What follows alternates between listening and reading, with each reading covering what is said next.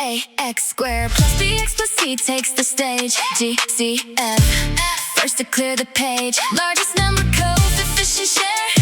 Smallest powers, common variables where. Pull them out and you're halfway there.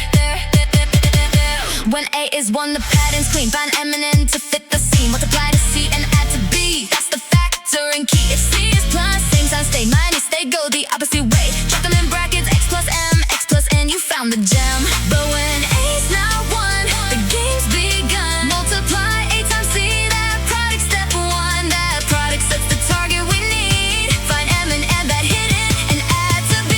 Now factor by grouping. Here's the play. Split BX with the pair you made. Group the terms into 2 sets. Pull each GCF. Don't forget matching binomials left inside. Group the outside GCFs with pride. Final binomials. Now you're done. That's how you factor when A's not 1.